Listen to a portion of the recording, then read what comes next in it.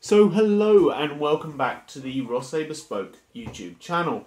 So today I'm just going to do a really quick review of this new whiskey. This is a brand new whiskey.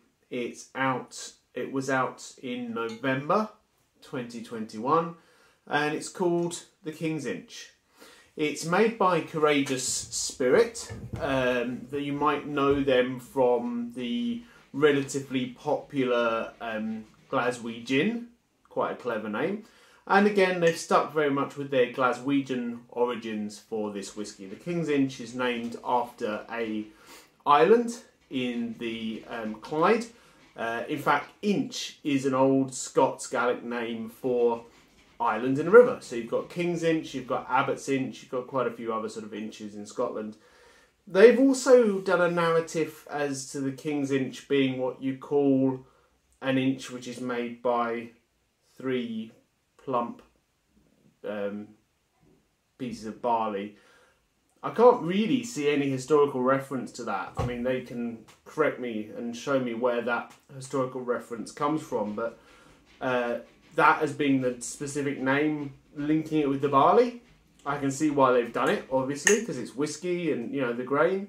But I'm not really seeing where the truth behind that narrative comes from. But to be honest, it doesn't really matter, because that's not going to affect the flavour of the whiskey. And I'm not going to go too in-depth with this review. I mean, those of you who've seen my drinks reviews before, you'll know that I don't really like to. All I'm here to do is tell you if it's any good and if you should buy it. And, well, if you can buy it, of course, because this is a limited run of 1,000.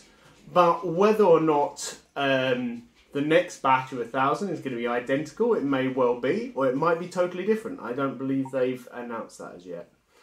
So we'll start with what is a beautiful bottle, to be honest. It really is. It's very nicely done because it doesn't really look like any other whiskey, which I think is very nice. And I've got plenty of whiskies behind me, but none of them really look like this one. It actually looks more like a bourbon than a whiskey, just in styling. I mean, not that that really matters. Double matured, half bourbon, half sherry cask, which is usually a particularly nice way of making whiskey.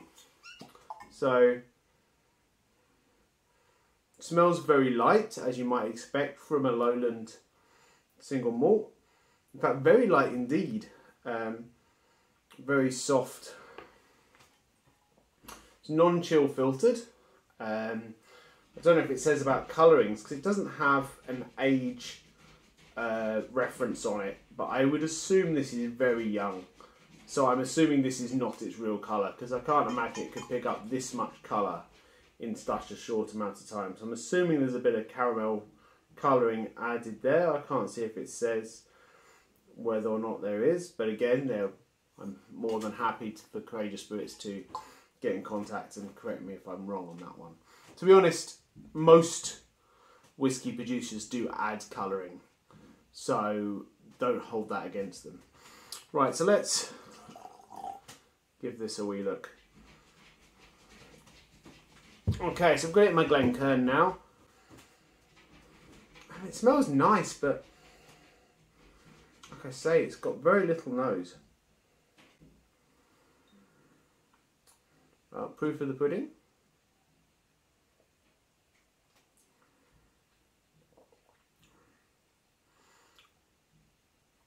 Well, you can definitely taste the alcohol. It's, what is it? So it's 46%, so slightly stronger than the average whiskey. And you can taste that alcohol, so, but it's also got a lot of fruit. For me, it's kind of like blackcurrant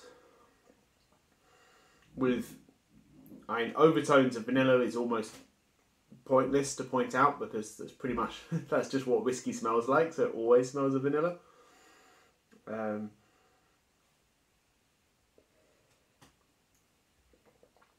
I'm liking the sharpness. I would say it's not particularly complex. It's quite light. So if you like a big statement full-bodied whiskey, it's probably not really going to be your sort of thing, but It's a little sharp, but it is nice. I'm going to put a little bit of water in because, of course, especially when it's got slightly higher alcohol content, a little tiny, just a teeny weeny bit of water just opens it up, because it means you can taste the real flavours and not just taste the alcohol.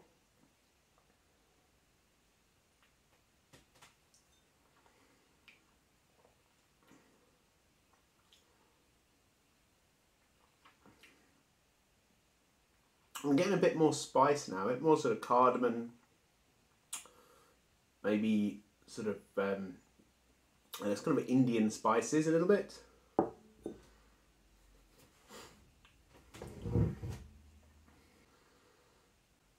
So here's the sort of story. So the imperial measurement of an inch was once decreed as 3 fat barley corns laid end to end.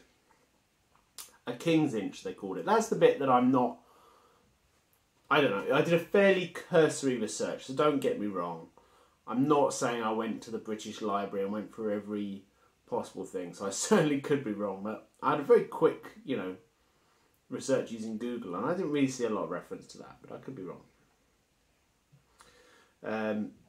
It says here that the measure of a good host, in our opinion, is one who knows how to share a decent dram. Now that, I think there's an awful lot of evidence for, so I'm certainly not going to disagree with that. This small batch single malt whisky has been distilled and matured in Glasgow.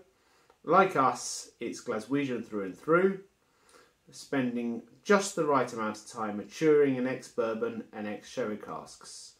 And now it's ready to make its way to the world. Again, as you can see, they're very much not giving you an age there. They're just telling you it's just the right amount of time. Also, they're not really... I noticed on the sort of gump that comes through it, they're not really saying it was them necessarily that made the whiskey. So I think it could be some sort of cooperative type thing where the whiskey comes from different distillers. Again, maybe I'm wrong. But should you buy it? Well, it's not expensive, but it's also not cheap. It's £45 a bottle, which actually puts it against some pretty stiff competition. The likes of the Lagavulin and the Suntory and the... In fact, most of the stuff that's sitting over here is pretty much that same price range or a bit cheaper. For me, would I choose to buy this over... I certainly prefer it to the Dalwhinnie Winter's Gold, which I think is one of the worst whiskies I've had in a long time. But for the same price, you get something like a Balvenie Doublewood, which I would say is a better whiskey, in my opinion. And of course, it is only my opinion, because that's all that matters, is your opinion as you drink it. But if you want something that's a little bit more unusual, if you want something that's not going to break the bank, we're not talking about 100, 200, 300, 400, 4,000 pound bottle. We're just talking about £45. Make a very nice gift, especially for someone visiting Glasgow, because obviously it's very Glaswegian. So if you've got a friend coming to stay with you in Glasgow and you want to give them a nice memento, it'd be ideal for that. So yes, it probably is worth buying. Make up your own mind. Tell me what you think. Have a dram yourself and tell me what you think of it, because I'm always really interested to know. It's certainly not bad. I think it's unlikely to be your favourite whiskey you've ever tried, but I think you also won't feel like you were robbed. Okay, well that's all from me. Enjoy it for yourself. Let's see what you have to say. And let's see what comes from the future of King's Inch whiskies, or Courageous Spirit whiskies. Let's see what else they have to offer down the line. Maybe they've got some real amazing ones to come. So thanks very much, and Slange Bar.